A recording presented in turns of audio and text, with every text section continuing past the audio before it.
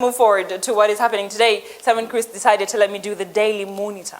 And we look at what is happening on the first page is Uganda registers new COVID strain. And that's exactly what I was talking about in the morning. And I was telling you that Dr. Jane Ruth Acheng yesterday at the Uganda Media Center talked about the fact that we're going to have a new strain of COVID-19. And we ought to be very, very careful about how we handle ourselves, not thinking that this virus has gone. And she says that the source of the mutating 823 virus, which was first seen in people in northern Uganda, comes amidst government plans to import vaccines at least 60%. And there was an argument yesterday that what is happening is that Ministry of Health is getting us vaccines at $7 instead of $3 that is being put on the internet. And people were asking themselves, why is it that they're buying it at $7?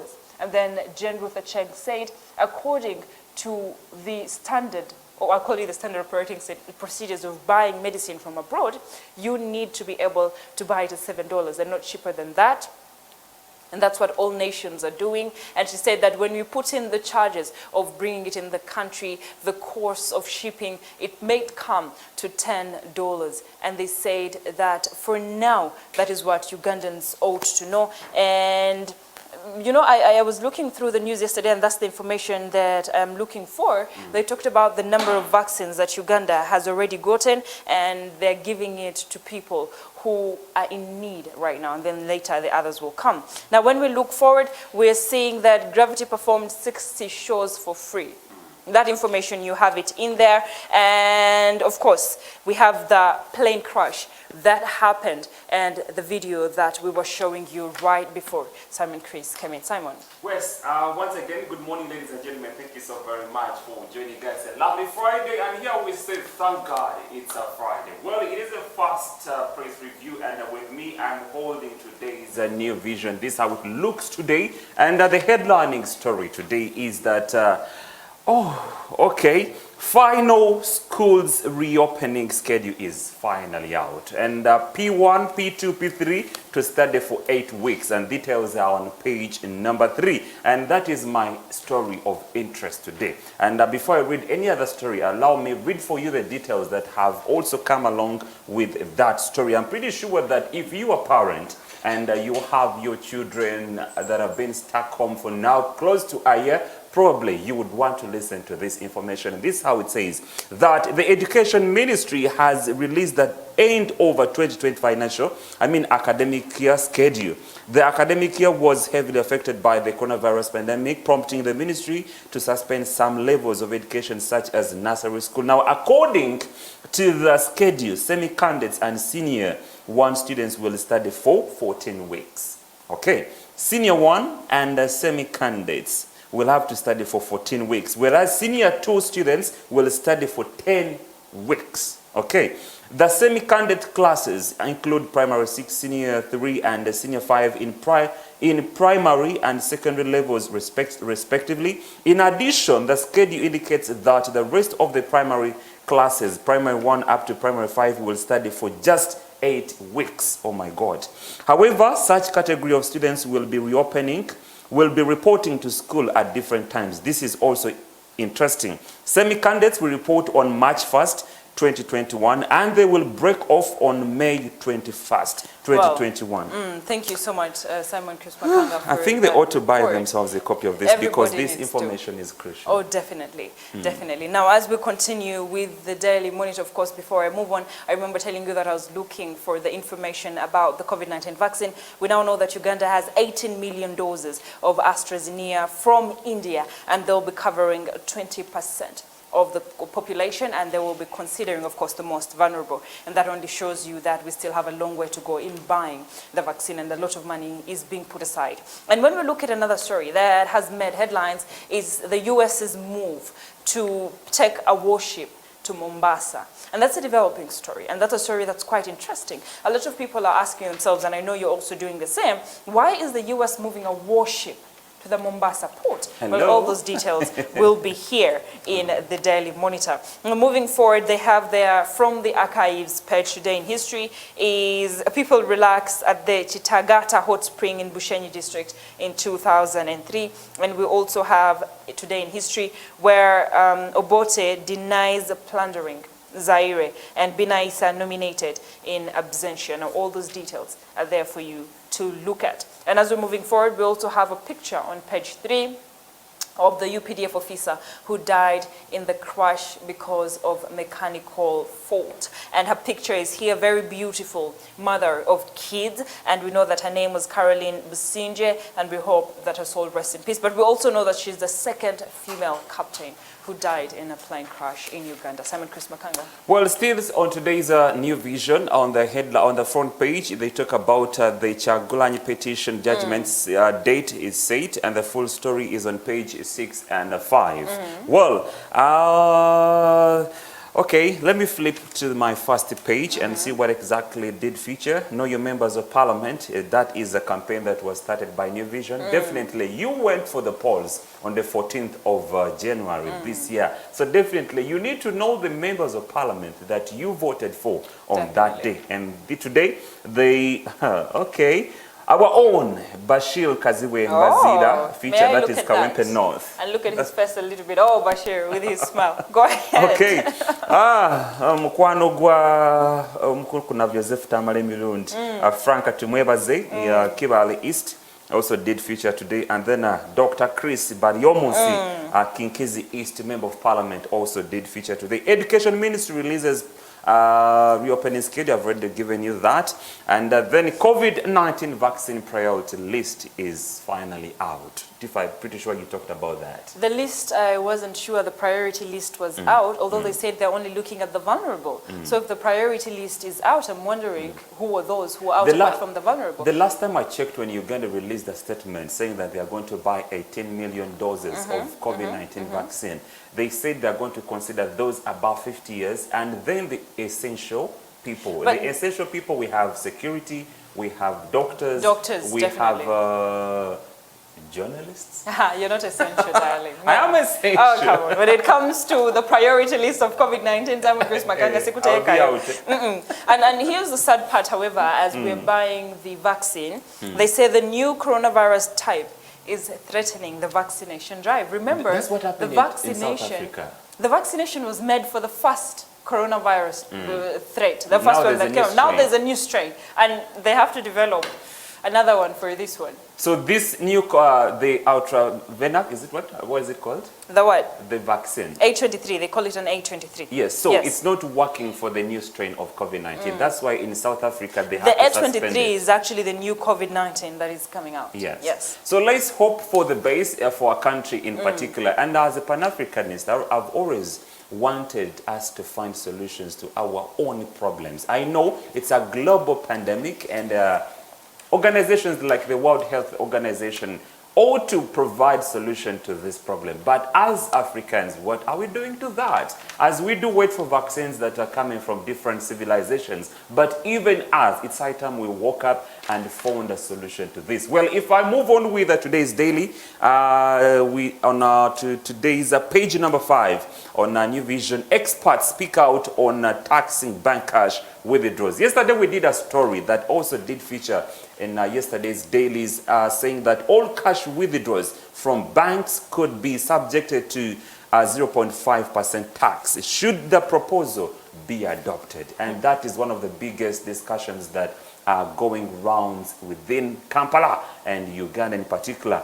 Going out achimanyi nti sente z'obojjayo mu banka obadde watereka akasente ko mu banka kati proposal obagamba nti bagala kajjako omusolo gwa 0.5 oba obutundu butaano obagala okujjako omusolo kugenda eri government. Naye tukimanyi nti banks nazo bw'obadde okola withdraw, commercial banks zibadde zijjako omusolo ku sente zo, kati ne government eyagala kujjako omusolo. Welcome to Uganda. Okay, 2021 Harvest Money Expo for April. That is also another one that is on today's New Vision. Supreme Court sets date to deliver Chagulanyi election petition. This has received 2 pages. Page number 6 and page number 7. I'm pretty sure that Latif has given you the details. She has broken down how court appeared yesterday and what exactly featured there. Well, moving on, Tifa, before I do move on, what do you have? Well, when we look at the Daily Monitor and what is going on, of course, on page 5, we have the government plan to release schools for reopening. Simon Chris read that for you. I won't go through it again. And then, of course, we also have the Supreme Court petition of Robert Chagulanyi, and the headline is lawyers in poll petition to speak for 30 minutes only. So they won't do a lot of speaking, but they will have the affidavit and they will have the rejoinder all in written and not in spoken until, of course, the last date, that is the 24th of February, where they will be able to talk a little bit and then the judgment will be made on the 18th. The lawyers of Chagulanyi are not happy with that, but they said, hey, that's what they decided, and we'll do that. And we know there's another petition from Chagulanyi where he's suing government over army raid on NUP offices. I'm sure all of us remember that story. Now, as we move forward, we see that Matia Kasaija is to meet Yoweri Kaguta Museveni to decide the DGF fit. I told you that conversation is not dying down anytime soon. A lot of people are benefiting from it, not only from the CBOs, but also from the other side. And we see that UK cuts aid to police and UPDF over rights abuses. Now, that is very strong. And then we also see that apart from that story, there's another one where dozens still remain missing despite Lokechi's orders. And that is the story of the drone and the 31 people that are still missing. That story, Latifa, at least for now, I've received a call from about 3 people as of yesterday asking me whether we can do something as journalists. Yesterday I was at Makerere University and I received the same information. Ugandans are asking whether we can do something. But as a journalist, we can't do much because that is a security matter. What we can do most is probably speak about it. But quite a number of people have gone missing. And it was so disappointing last week or on Monday when the Minister for Internal Affairs, Honorable Jeje Odonga, appeared before Parliament and he said only 13 people are known by them. I mean, their whereabouts are known by them, and 31 are missing. And still, even yesterday, there was a story that was running on different media houses of about other 2 people that went missing. Well, unfortunately, and we see the Daily Monitor also have a section of comments from readers, and they're asking the same question: what do they make of the ongoing abductions of Ugandans? And Dr. Sauda Namyalo was saying that it is so sad. I have 2 relatives who went missing during the campaign time. One was picked from Masaka and another from Kamocha in Kampala. We do not know where they are. Goosebumps on my body at this point. And then Dr. Frederick was saying these cases need to be verified. I think it is some elements within the community who are being targeted. But why are they taken in numberless vehicles? This is a question he asked. And then Dr. Ruth was saying, I am into business. Why should I be commenting on political topic? Well, I think it affects everybody. Whether you're in business or you're in merchandise selling or you're in whatever kind of business, it affects everybody.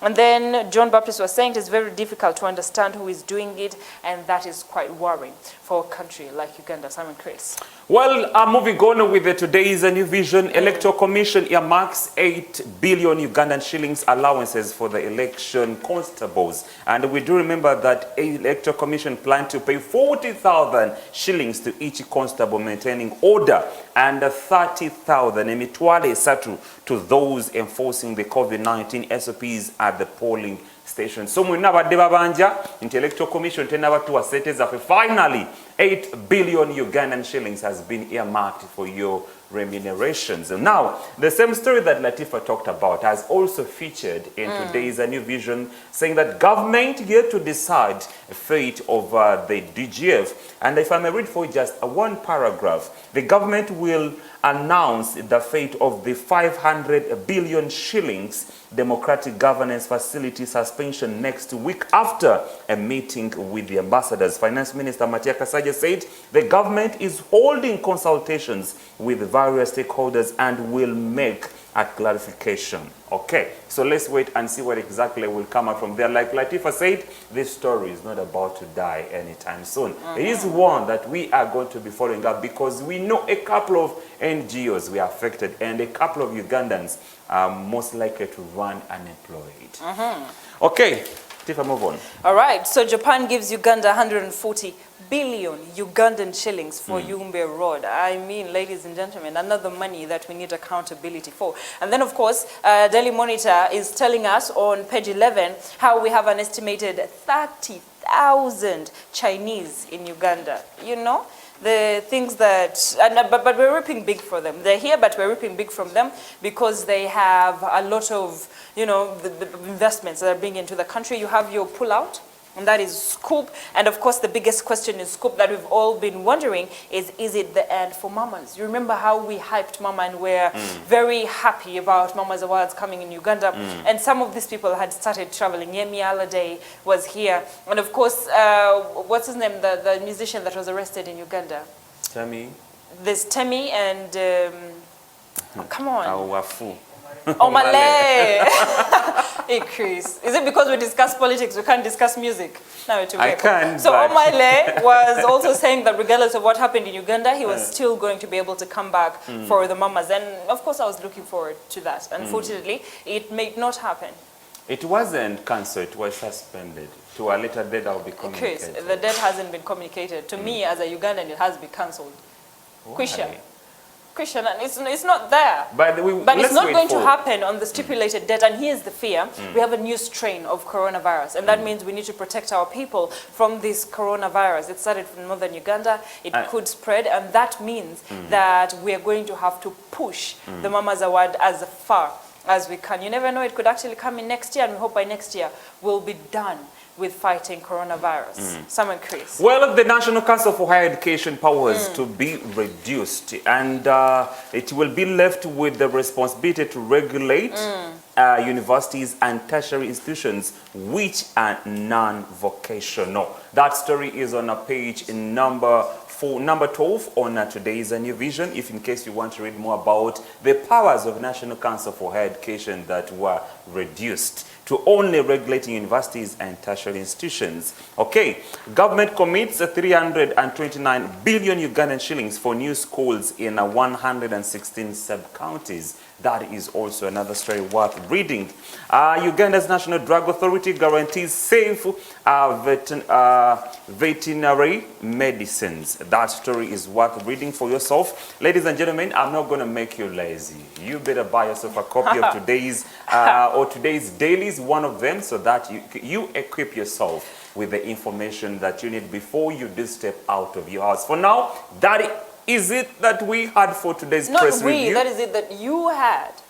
Well, as I continue in winding up the press review, we have the U.S. deploys. Oh, you still have some? But of course, this story is important to me, and I wouldn't let it go without mentioning it. Yes. Okay. So the U.S. deploys first naval ship to East Africa in 10 years, and they say they're doing that as a security cooperation mission and operations in and around the African continent. Questions that a lot of people are asking. And of course, in the international scene, we have Myanmar General tells anti-coup protesters to return to work, and Bank of Uganda says taxing bank withdrawals will be harmful to the economy, and we hope that the government listens to that. And then in sports, of course, we have Mutebi wary of bull. Get yourself a copy and see what is going on in the news. Now we're done, Simon Chris Makanga, and we're moving forward to today in history. Stay with us on the first show.